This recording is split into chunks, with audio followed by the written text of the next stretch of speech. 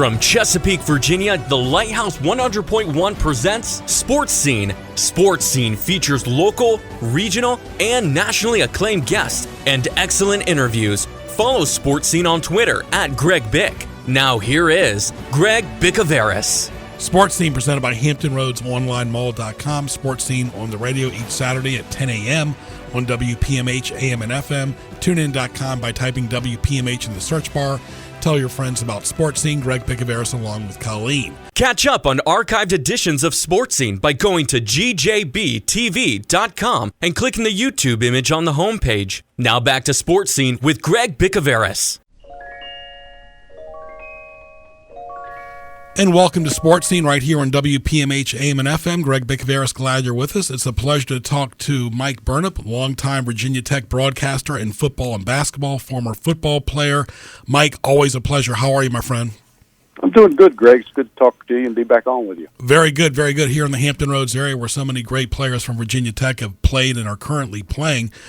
2020 has been kind of an odd year. You've played 10 games. You got Virginia, of course, but it's not been a great year. It's been a losing record. You played in some close games, but I guess COVID has affected a lot of things and just, attrition as well. Yeah, it has been an odd year, obviously, to say the least. I mean, I never thought when we were sitting at the ACC basketball tournament back in March that we'd be sitting here now, still have no fans in the stands, and fortunately, the vaccine is around the corner, but it has just absolutely wreaked havoc on everything from not only sports, but the business world and restaurants. And, I mean, Blacksburg is almost like a ghost town, Greg. You could literally go from one end of Main Street to the other, and most of the time you won't even catch a stoplight. And when the students are here, that is like unheard of, right? So It's just been weird. You feel bad for business owners. I mean, obviously I have a business, and it's taken a chunk out of mine. But the restaurants and the bars and all the things that rely on students and they're not here, it makes it really difficult. I know not to mention sports. Right. I know for the Washington football team, when their Washington team is on the road, the broadcasters, Mike, are doing it from the stadium in Washington. They're not even traveling with the team, and they're relying on TV monitors and delays and audio and sound, and they're for the All-22, but it really just isn't quite the same. How are you guys doing it for road games for football and basketball? Well, it's kind of interesting you say that. Fortunately, we've been to every venue on the road with the exception of Wake Forest, and that's because John was around somebody that had tested positive, and so he was in contact tracing. So Wake Forest would not let us come down there, I guess just out of concern. And so we did have to call that game from monitors in our own press box. And you talk about weird, bizarre, crazy. I mean, like, for example, they would focus on Basham. You know, Basham, the defensive end, made a great play, and they're focusing on him, looking at him.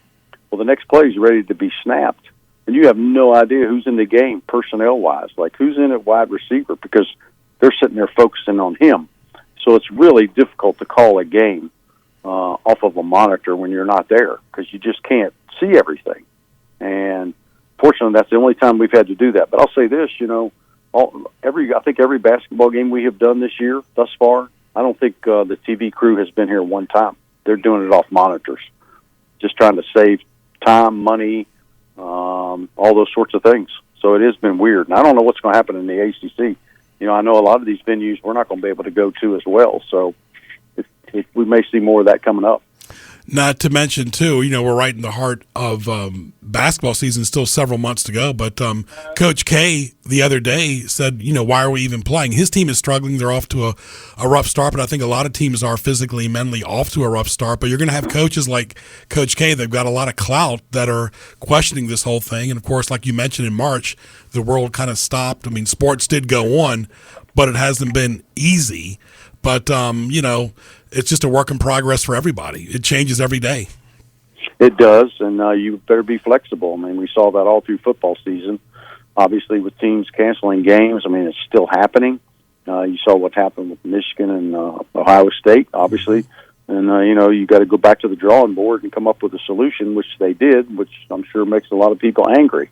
But, it's just weird how the Big Ten is going to play half as many games, for example, as some of the other conferences, yet they're going to be involved in the college football playoffs. So yeah, it's something that you have to be able to adjust on the fly. I think it'll probably get worse in basketball because literally as many games as you're trying to play in a week, if one guy gets it and the rest of them are like around it or contact tracing, if they haven't had it already, then it's going to wreak havoc in the schedule. And I know what the NCAA wants. They want to get March Madness, right? I mean, they took a humongous hit last year.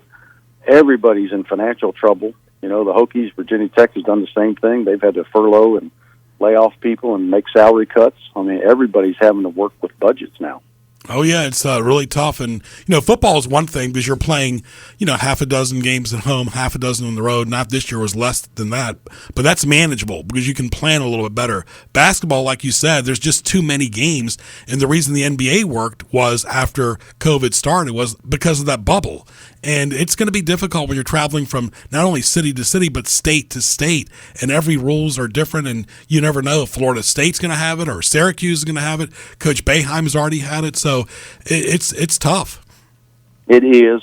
And the sad thing is that it's taken, like the ACC, for example, when UVA went to Florida State, and they find out after they've already went down there and made the travel, same thing with Clemson, that you can't play the game. Well, I mean, hello, who's in charge here? Like, why would they let a team travel to a site and spend all that money? I mean, charter flights are expensive, as you know, Greg. And so why they would let a team travel and go all the way down there and not play the game? I mean, to me, it just blows my mind. Okay, well, if you're testing on Friday and you can't get the results till Friday night or Saturday and the other team's already there, well, move the test back to Thursday. I mean, don't let that team travel if you think you've got an issue or somebody tests positive. I don't understand why it's taking them so long to figure that out. To me, it's pretty elementary. They're thinking sometimes rationally. It's tough enough to travel when it's normal, and then you're going to have to travel just for the sake of traveling right in the fall or, flu season or whatever. I mean, that's difficult, Yeah, it is. It's ridiculous. Spend all that money and waste it. Yeah, let's talk about the football team. That you did get 10 games in, of course, 11, with Virginia. A losing record. It hasn't been quite the year. What is the status? With people in Hampton Roads want to know, too, because, you've had so many Tech players here, over the years, like Bruce Smith and so many great players that have come from this area. What is the status for 2021? Does anybody know? I know Mr. Babcock is very methodical, and sometimes he doesn't always play it out in public what he's going to do next. Yeah. Well, I mean, it's hard to tell. I mean, the thing about it is you just don't know what's going to happen. I mean, is the vaccine going to work? Are they going to let people go back to games? Are they going to be fannies in the seats? I mean, there's so many unknowns. Are they going to let spring practice happen? I mean, you just don't know what's going to come down the pike. Will there be another virus? I mean, so I think there's just so many unknowns coming up to next year. It's hard to tell what's going to happen. But I guess you just have to kind of wait and see, hope the vaccine works, and hope they get back to normal, because if you don't get people in the stands, your budgets and athletic departments is just going to take a crushing blow, because they rely on season tickets and revenue in the town and all the other sorts of things, people buying concessions and season tickets, and I mean, it just goes on and on and on, and you can't make up that $40-50 million that you're losing. Mm-hmm. And like you said, restaurants and hotels. I mean, the NFL, you go to games, there's nobody there, but they get such an enormous amount of money from TV, but that can only stretch so far. They still rely on merchandise and parking and restaurants and everything else. Absolutely. Yeah, I mean, it's like around here in Blacksburg, with the hotels, as soon as the schedule comes out, those phones at these hotels blow up, and they're booked solid for every football weekend. And you just think of the hits that they're taking now, not to mention the restaurants that try to survive day in and day out with no students around. I think, Mike, this is a crossroads, too, for college football. I think, at first, before there was Thursday night football, it was a big deal to have the game on ESPN. You guys played on Thursday night more than anybody did, especially when Coach Beamer was there. And right. You've always had primetime games. You guys have always been kind of the outlier. But I think the NFL, especially this year, we've seen games on Monday and Tuesday and, of course, Thursdays, is like a big whale swallowing up college football. And one should be supporting the other, but the amount of press and attention the NFL gets over college football, to me as a college football fan as well, is starting to seem like it's an uneven balance a little bit. They're not, other than Saturday, of course, when college football is going on, you don't see the national radio shows talking about it that much, other than, okay, COVID or maybe Ohio State or whatever. It just doesn't seem fair, Mike. I'm sorry, it doesn't seem fair. Yeah, well, the NFL is a money-making machine, right? I mean, it's the most popular sport in the world, and so they're going to generate and try to take every slot that they can to try to make the money for their product and make these owners a lot of money so that they can play the players a lot of money. So it has been different. I mean, obviously, Virginia Tech kind of came onto the map because of those Thursday night football games and their willingness to play them, to host them, to travel. You know, some schools didn't want to do it, and it kind of put them on the map. And, you know, they were very successful early on. And I think there were more scheduled this year, obviously for Thursday nights, but when everything got blown up by COVID, you know, a lot of those games got rescheduled and just said, well, forget it, we're not going to even try to play on Thursdays. So they did keep some of the Friday night slots, but not nearly as many. The Hokies were actually supposed to play in Pittsburgh on Friday night back at the original schedule. And every game that they've had have been on Saturdays. So, yeah, it is an interesting dynamic, and, you know, you have to adjust on the fly like we talked about.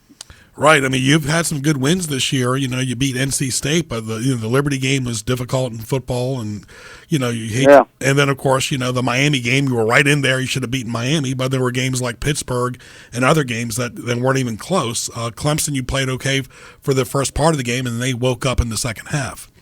Yeah, I mean it's been weird. I mean, you think when you started out you were 2-0, and that's when you're missing a bunch of players, right? Yeah. And so the season got off to a great start, and then like, holy cow, you're missing players, you're missing coaches. We didn't have a defensive coordinator for the first two games, and they're like scrambling around. Okay, well, who's going to call the defensive signals and plays this week? And so it was like a crap show, right? And so then, you know, you go on the road and play North Carolina, who was really good at the time, and Braxton Burmeister was a quarterback because Hendon Hooker had not played yet. He had some issues with COVID and whatnot. And so, yeah, it's been up and down, and obviously the Hokies, you know, did not finish the season like they wanted to. And, you know, they played Clemson tough. Obviously, you know, having some fannies in the seats probably would have made a difference for the Liberty game, the Miami game, when you're losing about 3 points and 1 point. And maybe even Clemson. I mean, who would have thought that the Hokies would have held that great offense with Trevor Lawrence under 200 yards passing and their unbelievable running back, Travis Etienne, hold him under 70 yards rushing. So they've had their moments, but to play 60-minute games, you know, that's been kind of the issue. It's like the offense will play good or the defense will or the special teams will, but you can't seem to get them all together at one time. Right. I mean, Herbert's had a great year, Turner, you know, and then you look at the interceptions, Diablo, you know, there's been some key great individual moments, but like you said, it's a team sport. It is, and you got to be consistent in all three phases if you have to hope to win. And just seemed like they haven't been able to do that for whatever reason, and you know, the timeout that was called on the field goal at Liberty. I mean, who knows how that changes things that the Hokies had snuck out of there with a win. Or beating Miami, who was, you know, a ranked team at the time. You know, it goes down to the end and can't seem to get into Miami territory to try to get a field goal the last 5-6 minutes of the game. So, yeah, it's just been kind of bizarre, up and down. Just like it's like we're playing Clemson, you know, a couple of weeks ago, and the sprinkler system came on the field in the middle of the game. I mean, you can't make this stuff up, Greg. No. I mean, what are the people in the community saying, Mike? I mean, you're out and about when you do see people. I know people aren't gathering together, but you know, part of the fun was going to a nice restaurant after the game, or you know, or tailgating, like you said. But you know, going to the grocery store and seeing, you know, one of your neighbors saying, "How's the offense looking?" But it's difficult when, like you said, when you're broadcasting basically in front of a library type atmosphere. Yeah, it is weird. I mean. And I think the fans are frustrated. I mean, obviously they don't understand why some states, some stadiums can have people in there 25% capacity. And you know, you're sitting here in Virginia that started out at 1,000 and now it's 250. Okay? Well, I mean, if you literally looked at the east stands, the west stands that seat, you know, close to whatever it is, 25,000 people, right? Are you telling me you couldn't put more people in there and spread them out? Oh, yeah. I mean, to me, it makes no sense at all that you can't have more than 1,000 people or 250 people in the stands. Like, okay, well, make the east stands have 1,000, the west stands have 1,000. So I don't make the rules up, but I know fans are frustrated. You can't, tailgating is a big deal around here, and it's people go all out at it. And so not only are they frustrated about that, but the fact that they can't see the team and support the team, yeah, it has been a little so weird, so different. And you got people traveling from Virginia, Tennessee, Maryland to come and see the Hokies and further than that. So it's been really a tough year for college sports. You can imagine high school, Mike. I mean, the NFL and college football have sophisticated testing methods. These high schools do not. They don't have the budget for that, and I don't know how they're going to do that when they're face-to-face and even less people inside of a stadium than basketball does for college. Yeah, and the weird thing is, I mean, you think of the trickle-down effect, Greg. Like, for example, high schools are not playing, right? Some of the high schools are not playing now, obviously in the state of Virginia, and who knows if they're going to play in the spring. And other states are the same way, and other states have canceled winter sports already. So what is that the long-term effect going to have on recruiting and who comes to Virginia Tech or who are these other schools that you have no video to watch on high school kids? Have they been working out? I mean, usually there's year-round programs in the better high schools as far as football is concerned. And now, what are you seeing? Are you going off their junior film? I mean, it just makes you wonder, like, what is the quality of the high school kids that you're going to be recruiting? And the class that's coming in now that some of them haven't even played, how many years or more years is it going to take to develop them than maybe what they were? Which in my mind is going to make that transfer portal, it's going to become an even bigger deal because you're going to have kids going into that thing just like Khalil Herbert did, right? Yeah. And you're going to be able to go to that and try to pick and choose. It's almost like a secondary recruiting free agent market in the NFL. Yeah. And that's what some of these colleges are going to have to do. They're going to have to just rely on the kids that have transferred or want to play, or you have more video or more film to watch on them. So the trickle-down effect is just, in more ways than one, it's just, you can't explain it. It's nuts. And it might affect it for years. Like you said, how many times during a Tech UVA game will we see a outstanding prospect right there by the sideline near Coach Foster, or just saying, I can't wait to go to Tech? The TV reporter would interview that person, but now none of that. I mean, I was, like I said, at the Ravens game against the Cowboys the other night. We had to walk through hallways that were marked and, guarded, and the access is beyond limited. I mean, it's very limited. The meals are limited as far as what they can even serve, the media and so forth. Everything, right. Every type of human interaction is just limited. Yeah. No, it's nuts. I mean, we went up to Bubbleville to call those two basketball games, not with the team because the team was considered in the bubble. Mm-hmm. And so they literally were on their own hotel floor, 17th floor of the Mohegan Sun Casino, which they never saw the casino, obviously, because they basically were on the 17th floor. They had their meals there, their meeting rooms were in there, and they went from there basically down back elevators, escorted by a Mohegan Sun employee that took them into the arena. And after the game was over, they left the arena, went back down the hallways, up the elevator, back to the 17th floor. So, I mean, that's what you're dealing with in places like the Bubbleville, or probably what the NBA was going through. Yeah. And it's just, you can't make it up. It's just bizarre. No. The basketball team's got scheduled 9 games in January, 8 in February, 1 in March, before the tournaments. So, the question is, will all that happen? You got to wonder, because basketball is very fluid. Yeah, I would be shocked if they got all those games in, especially with what teams are dealing with now. And they're saying, maybe the worst of the Thanksgiving breaks and all those things hadn't hit yet. Well, what's it going to be like after Christmas for some of these teams and players? And, I think it is smart that places like Virginia Tech, for example, turn the kids loose before Thanksgiving break. So like the Friday before Thanksgiving week, they were turned loose, and they're not coming back until like January the 20th. So basically they'll be gone for 2 months. So I think that certainly will help matters, because you saw what happened in August when students came back. That's when Virginia Tech got hit with, the virus and all those sorts of things. And that's why the UVA football game was not played at the start of the year as opposed to the end of the year. So it's hard to tell what will happen in January when those kids come back from all over the country back to campus. Well, I guess that's normal somewhat because Tech and UVA used to always play at the end of the year. It was really weird when you saw it scheduled for September, but that's the year we're in. Yeah, the opening game, that was crazy. That was kind of weird. It was, but what's funny, you go back to when I was playing back in the early 70s, we played UVA 2 out of my 3 years in the opening game. Wow. I guess it was more, it was exciting then, of course, but when Welsh and Beamer went out, it was really, kind of like, it was a build-up. I don't quite see that buzz with UVA and Tech now with the two coaches. Maybe the UVA coach, Mendenhall, is very quiet, very cerebral to begin with. Welsh, was Paterno's assistant for a long time before. He's at Navy, and he had that, the drama there, and Beamer, of course, had a great record of always getting, winning records. I don't quite see that buzz with these two coaches, though.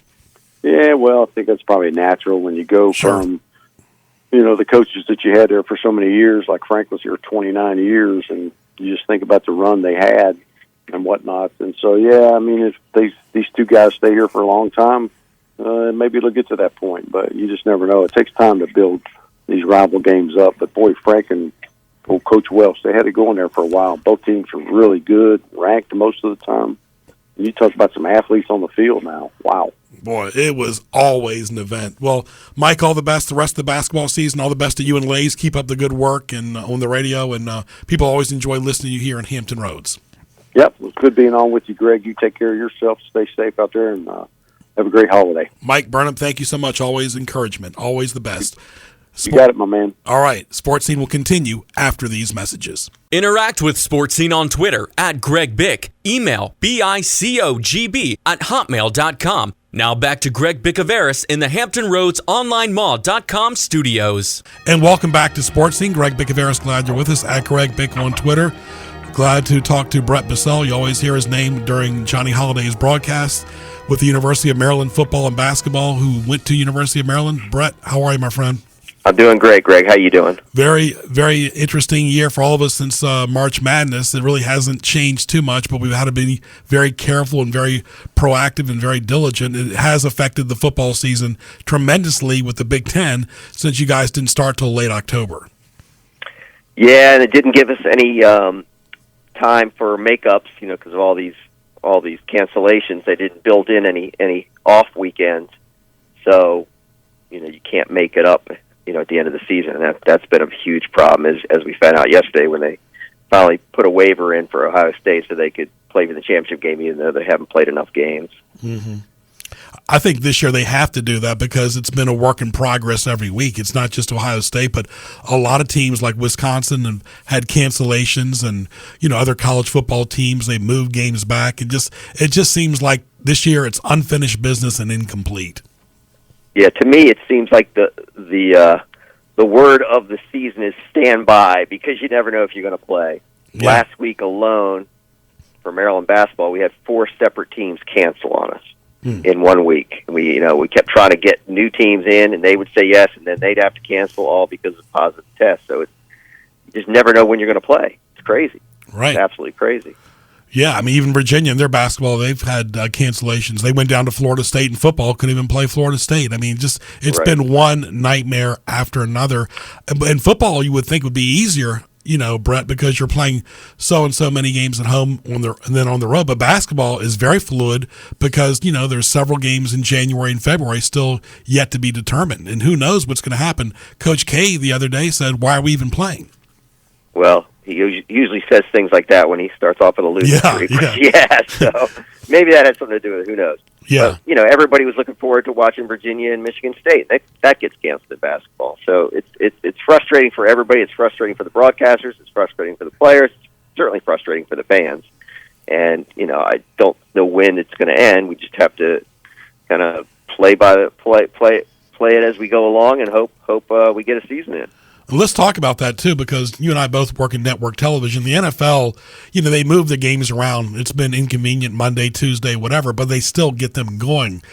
The network broadcasters are there on site, but that is not true for radio. It's very awkward, I can imagine, for the visiting radio teams in the NFL having to do the games from their home stadium and relying on monitors. The eyes deceive you. You can't see everything.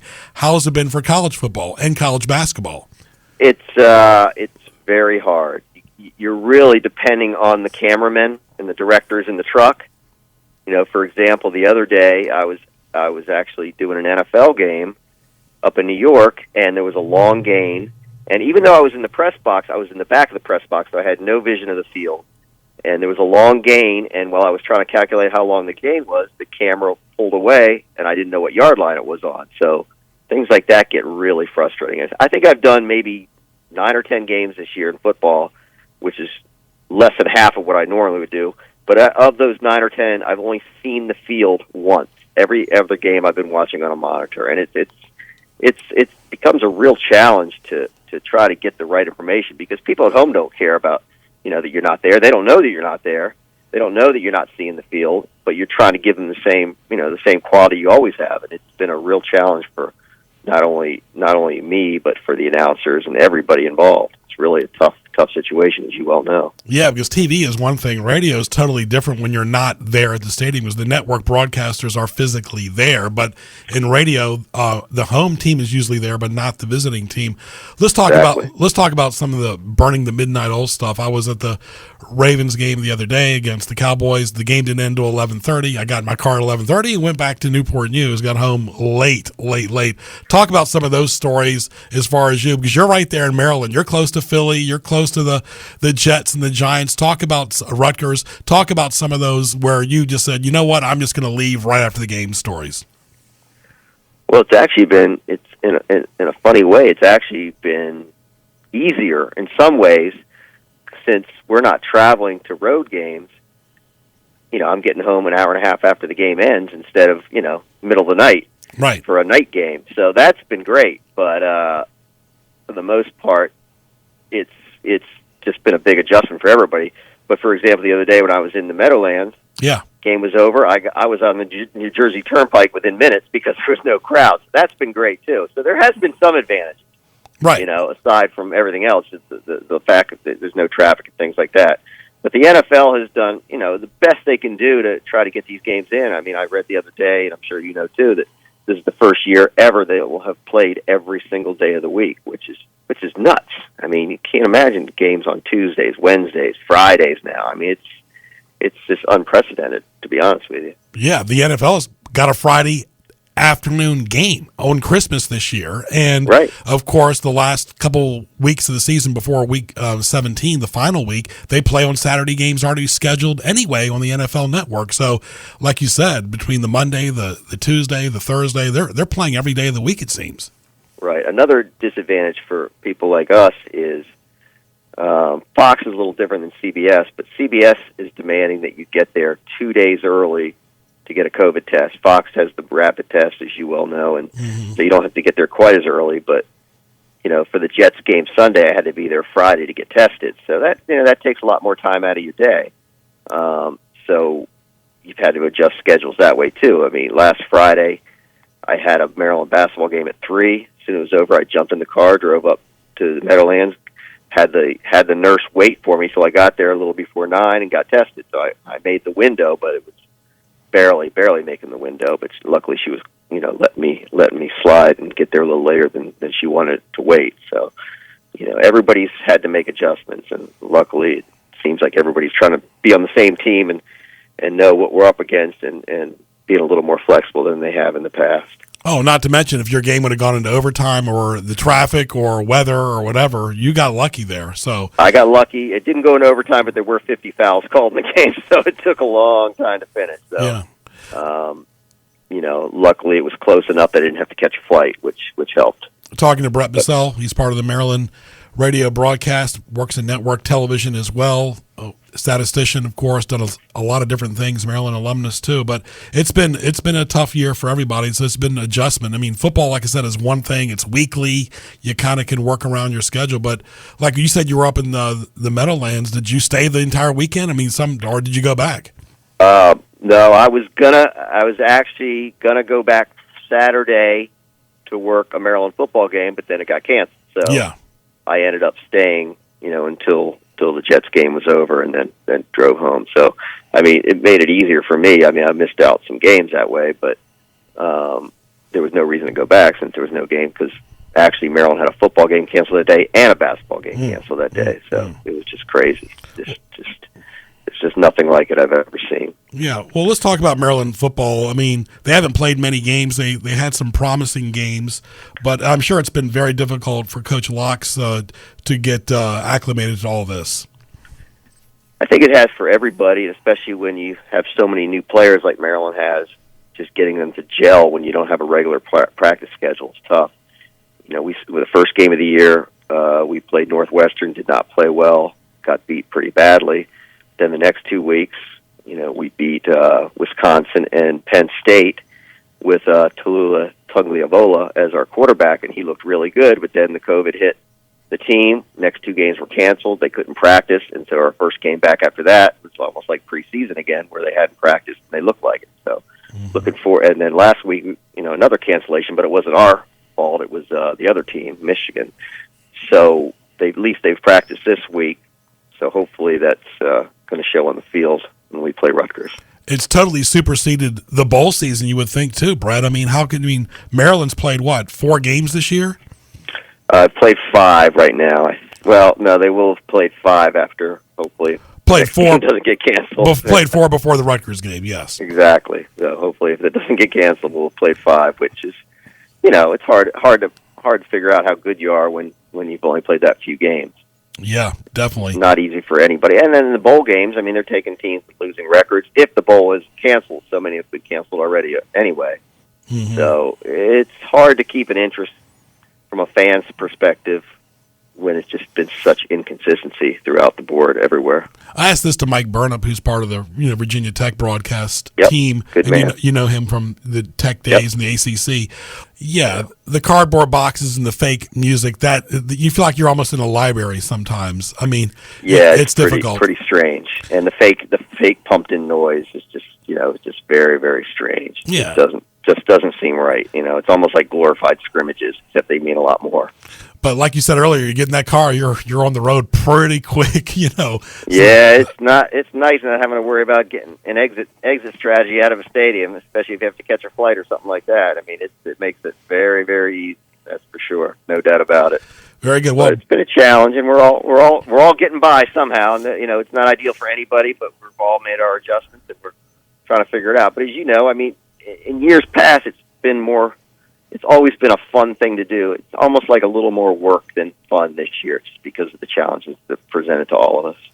Now, for the basketball games for January and February, it's still the plan is to stay right there at University of Maryland and do them? Yeah, we're supposed to do all the games, from the press room at Xfinity Center. And, that's tricky, too, because it's hard to see, for me at least, like who was at it with the rebound. If you can't see their jersey number because of the camera angle, you got to really kind of take a step back and not put the stat in until you're sure, and maybe verify it through a stat monitor or something like that, which has helped. But everything's just a little more delayed than it used to be. That's for sure. And I think that's an issue. And let me just say this, Brett, before I let you go, with NFL and college sports and in general and professional sports, now with COVID, it's very difficult for these broadcasters to see these dark-colored jerseys and numbers from football and basketball, especially basketball when they're doing it from an opposite venue.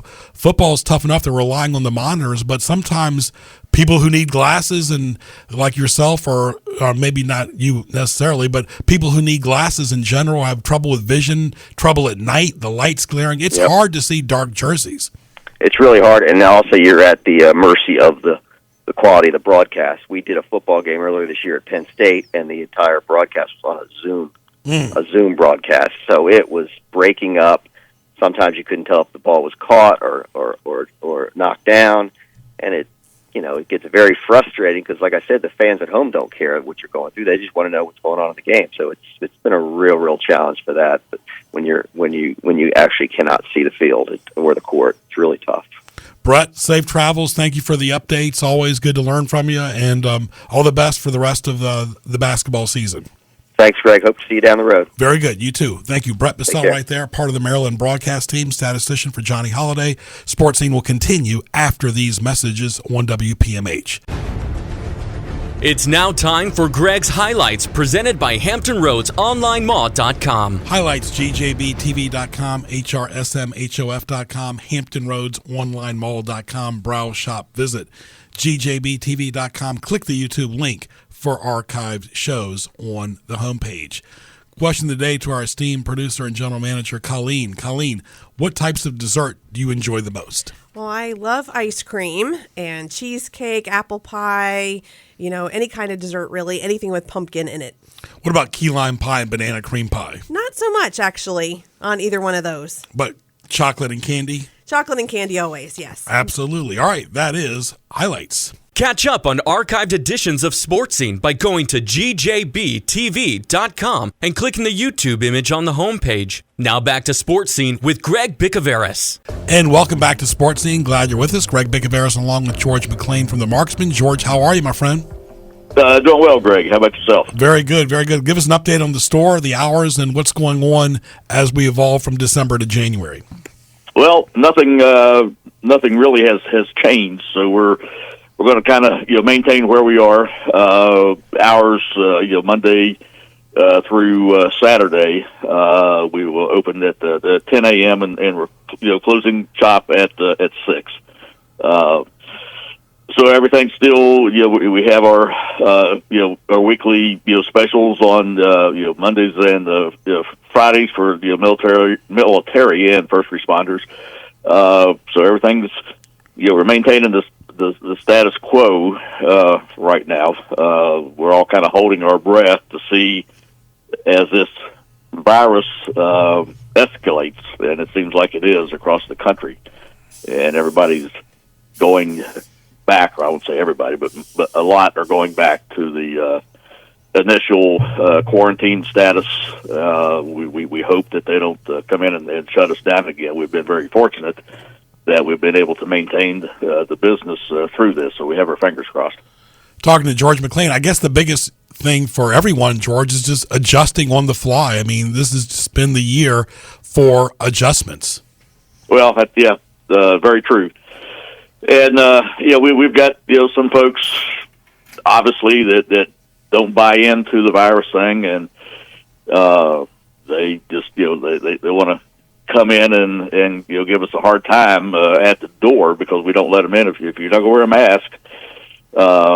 Everyone's got their own beliefs, how effective the masks are or they're not, but you got to have standards, and our standard is to adhere to the governor's orders, and we don't have much of a choice on that. So I mean, if you come in, you got to have a mask on. It's just that simple. I'll just say this: if I can help one person in the audience, that'll be great. I've been tested 6 times since September prior to December the 20th, and I'll get tested again on the 20th and the 27th.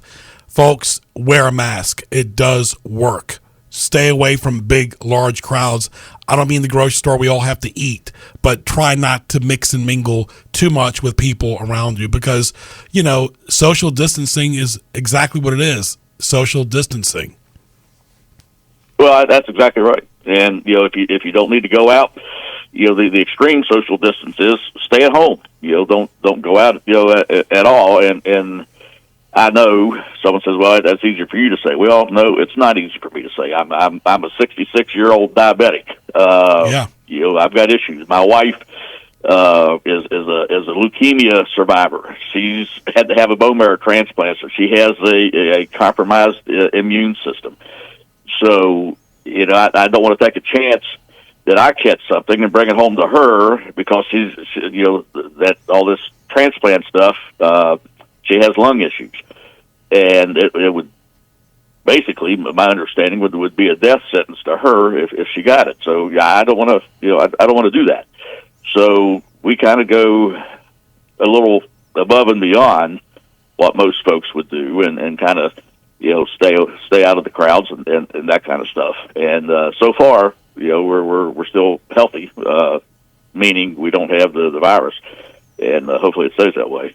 Yeah, just like the flu shot, it's pretty easy. I think, George, really the country and in general the world will be okay once this COVID vaccine is available like the flu shot. That might take some time. It's not going to happen overnight, though. We're seeing early signs of it, of course, but I'm talking about widespread like the flu shot until it gets to that point, and everybody and every person is going to react to it differently anyway. Well, that's very true. And even the flu shot, Sure. You have to get it every year, and it's only about 40% effective. So what they're claiming on this corona vaccine, that it's everyone's like 94 to 95% effective. I did see some headlines yesterday of some allergic reactions, and I didn't get a chance to read the articles. So I don't know what those are. But if you're the type that's kind of a hyper allergic individual, you probably need to study up on that before you get the virus. And, talk to your doctor about it. But I think long term that this is going to be very, very beneficial. Absolutely. Talking to George McClain from the Marksman, of course, and your staff has had to adjust. You've had to adjust, of course. The customers have had to adjust. It's always one thing as well. But, we're always evolving and trying to learn more about this. Let me ask you a couple things. The anomalies that exist in the swing states in Virginia. This election has been a mess. It's hasn't been really acknowledged well. This has just been a weird year. I guess the election was just capping it off for 2020. But talk about the anomalies that exist in the swing states. Well, obviously, the big ones are with the presidential election, and Virginia wasn't at the top of the list, but you got all these folks looking, and these attorneys are a whole lot smarter than I am, and they've come up that Virginia falls in the same patterns as the other six, we'll call them swing states, but they all have kind of a pattern on what they think happened. And what I can say is that election night, I went to bed. It was fairly late, and I had noticed that Taylor, who was the rep for my district in the House of Representatives, was way ahead of Loria. And so when I got the next morning, my wife asked me how he did, and I said, "Well, I hadn't checked this morning, but he was so far ahead last night when I went to bed, I don't think if you catch him." Well, lo and behold, when I turned the TV on, I saw that he lost. It's kind of like, wow, where'd all that stuff come from? And that's what people saw with Trump. And so, I don't know how long all this has been going on. I know in the history, if you go back and study elections, as far back as JFK's election back in 1960, there was a deal that his dad swung in the Chicago area and got him enough votes that he won, and that's sent him over the top. I don't know. It really makes you want to sit back and wonder just how deep this swamp is, and kind of thank God that for Trump stirring this stuff up, and maybe it'll bring bring it to enough people's attention that it gets fixed. And I know that's saying a lot and hoping a lot, but maybe it's a start. Heard much from Pence or what Trump is going to do in 2024. He's not giving up on 2020, but it's been just an awkward year to begin with. I guess everybody's looking forward to 2021. Talk about what's in stock in the store right now, George. Well, that stock, I mean, when I say it changes daily, that's probably too simplistic. Inventory gets tough to get sometimes, and ammo is certainly like that. Right now, we're sitting pretty good with 9 millimeter. 45 is tough. 380 is non-existent. Excuse me. As far as the firearms go, that will change kind of on a day, if not daily, a weekly basis, and we get in what's available, and everyone is of course working with reduced staffs, or at least that's the word that they have out to everybody. So all of our distributors are trying to allocate the best that they can. And we're not a big, huge company, so we don't buy $1 million worth of stuff at one time like some of these other ones are able to do. But we are able to keep some handguns in stock, and a few 5.56, 223 platforms. So the best thing, if you're looking for something in particular, you may wind up having an issue if you're not too particular. I tell people anymore, just establish a budget, how much you want to spend, and then go in and try to find something that's in that budget. And it may not be the Glock or the SIG that you're specifically looking for. Just simply because we don't know what's going to come in or when it's going to come in. So you just have to kind of react with what's there today.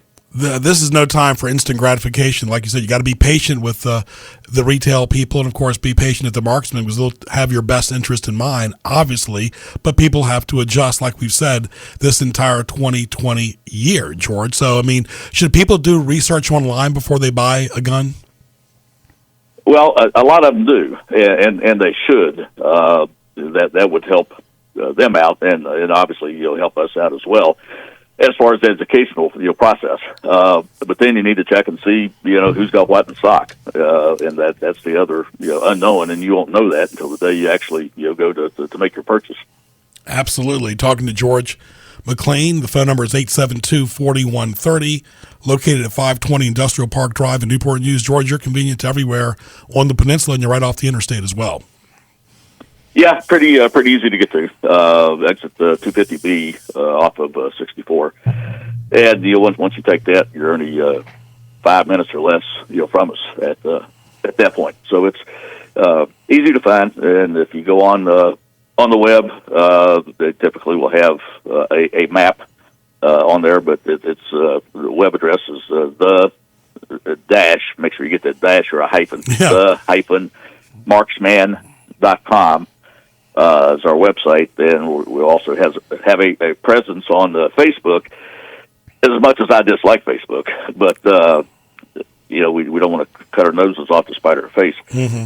So, if there's a daily change, quick change on something, we'll handle that on our Facebook page, just simply because it takes a little bit more time and steps that you have to go through to actually change the website. So the website we kind of keep for the long range stuff, and Facebook we use for the keep everybody up to date, minute by minute if we can. And other business owners, you listen to George. I mean, you can't rely just on the website or Facebook. George does monthly radio interviews. All of them are archived on YouTube. You can listen to them on demand by typing George McClain, on YouTube, Sports Scene. I mean, people want information. They want content. You just can't rely on one source. And Facebook, like you said, is very left to begin with. Yes, very, very, very true. Everything you just said, I echo 10 times. Yeah, you got to be out there and let the public know. The one thing about radio, we had some comments the other day. Somebody was listening in their car Saturday morning, listening to the show. You learn something, and, you never know when you're going to catch a new customer, a new client, and George is very smart about doing that. Since it's the holiday season, we're going into January, I got to ask about one of your former employees, your son, special, near and dear to your heart. BJ, how's he doing up in Maryland? Well, he's doing very well, progressing in his career field.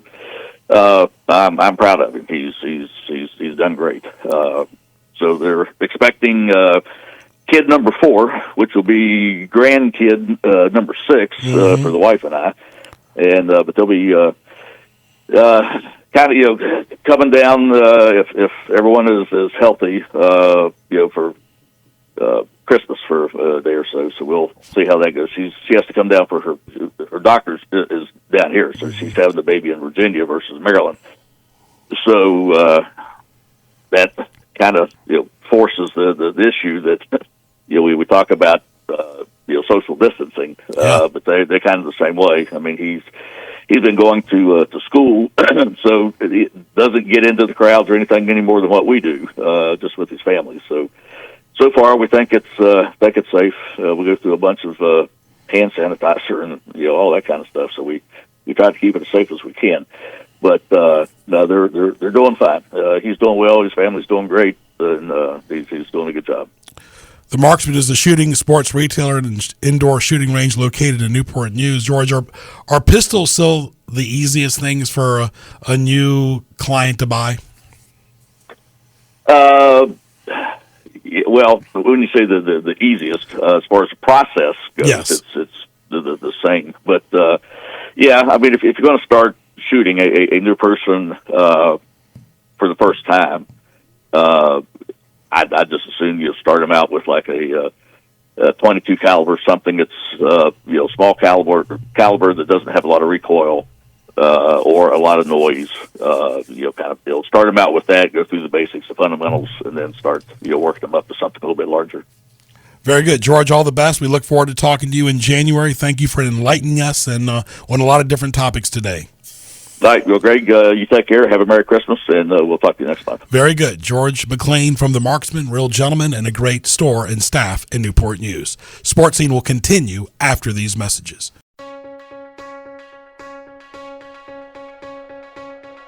What tees you off? Presented by HamptonRoadsOnlineMall.com. All right, what tees me off, Colleen, when you see excessive bright lights in your face or, by a car? Oh, I hate that. It's hard to drive for sure. Yard people, especially this time of the year, who charge by the hour for leaves. Wow. Okay. Yeah, I hadn't thought of that before. That would be difficult. It would be.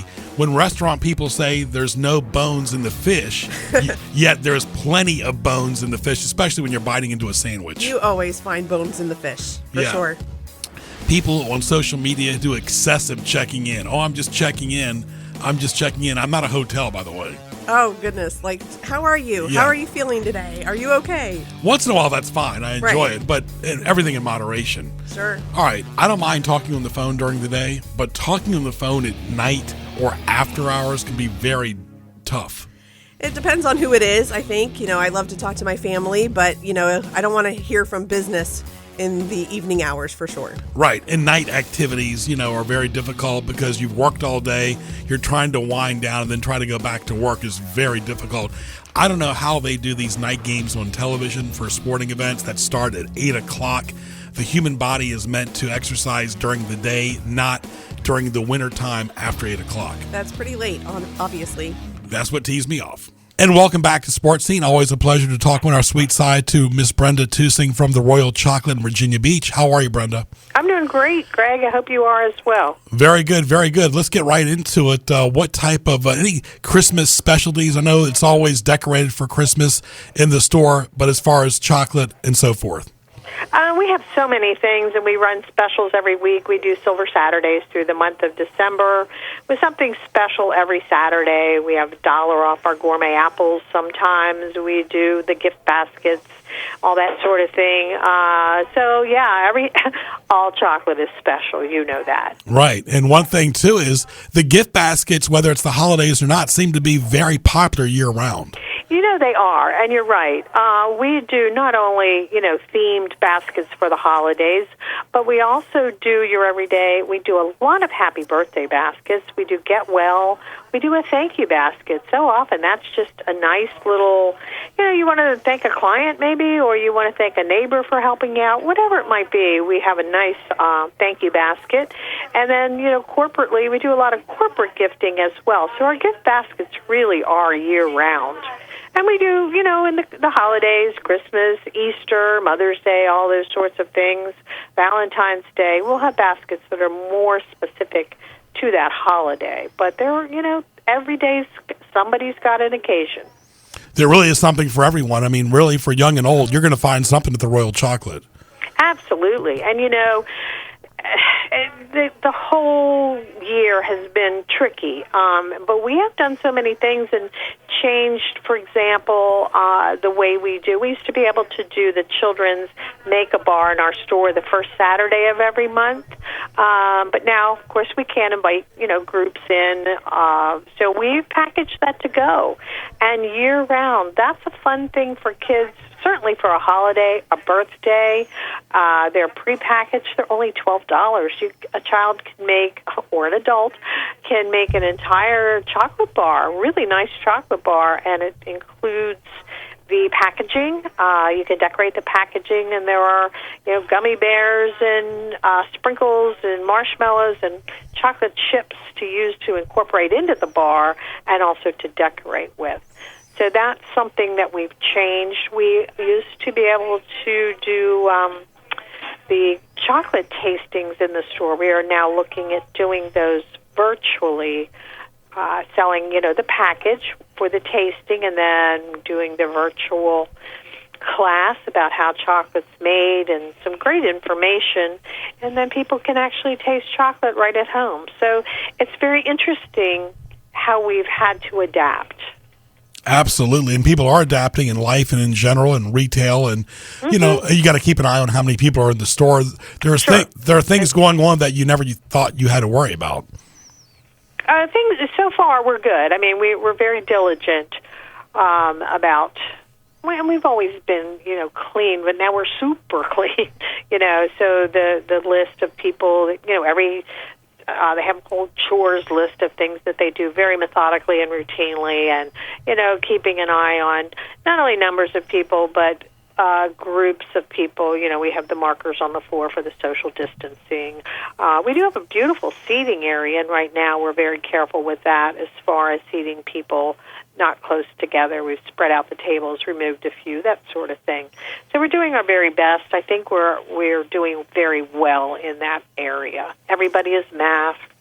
Our staff is very cognizant of what's going on and careful for them, for not only for our customers' sake, but for everybody in the store's sake as well. Sure. I mean, because, you see the testing every day and the numbers changing. But one thing about chocolate, not just during the regular time of the year, but during the holiday season, not everybody's always in a giddy mood. You don't know what people have gone through in their personal lives or their business lives.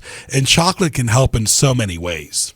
Well, chocolate just has a connotative, a positive connotation attached with it. So when you give chocolate, and there's not a lot of deciding, you can choose something, and we are so happy to help people decide what they would like for a specific person. But yeah, it's cheerful. Chocolate just is a cheerful thing. Talk about delivery. Delivery is something, it's so interesting to me, again, that we've done delivery for 14 years. We've done local delivery to Virginia Beach, Norfolk, Chesapeake, Portsmouth, and sometimes we can do Suffolk. And we've done that for 14 years, but everybody is surprised. It's almost like they think we just, started that now, but we didn't. And we're very good at it. We have great drivers, and again, very, very careful, masked, all that sort of thing. So we do local delivery. We do curbside. If you want to call, pay for something, don't want to come into the store, we'll bring it out to your car, and we ship. We will ship seasonally through sort of weather dependent, but usually the March, April time frame, certainly by April, our shipping is not an option just because just the temperature, it wouldn't hold up. But we are shipping right now and right on through while we can. So yeah, we're shipping packages. Our poor mailman hates us right about now, but we're doing everything we can to make customers happy and make sure that either shipped, delivered, or curbside, we can help them out.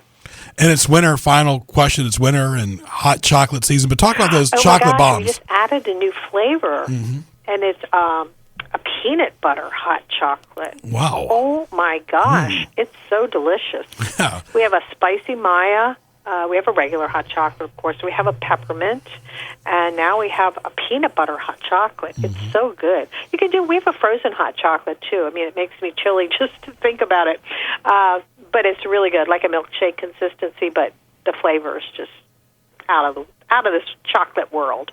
So we have a lot of good beverages, and, not just about boxed chocolates. We've got so many things. Like the Royal Chocolate on Facebook, 557-6925. And, of course, Brenda, any extended hours during the holidays? Not really extended. Actually, because of everything going on, we've had to limit our hours. But we will be open, and if you check our Facebook page or our website, theroyalchocolate.com, you will see our hours. Right now we're open Monday through Thursday, 10 a.m. to 6 p.m., Friday and Saturday, 10 to 9, Sunday 12 to 5. We will be doing a little bit of extension during the holiday. And we do deliver. Hey, we use DoorDash and Grubhub, too. Yeah. Some people don't realize that. But, yeah, you can order a lot of things on DoorDash or Grubhub, too. We're going to get you your chocolate one way or another. Yeah, I'd say so. All right, Brenda, all the best to you and the wonderful staff there. All right. Thanks, Greg. You have a wonderful day. I appreciate talking with you. You too. My pleasure. Brenda Tusing right there from the Royal Chocolate. Want to thank our guests today on Sports Scene, Mike Burnop, Brett Bessell, George McClain, Brenda Tusing, and our great producer, Colleen, at Greg Bick on Twitter, GJB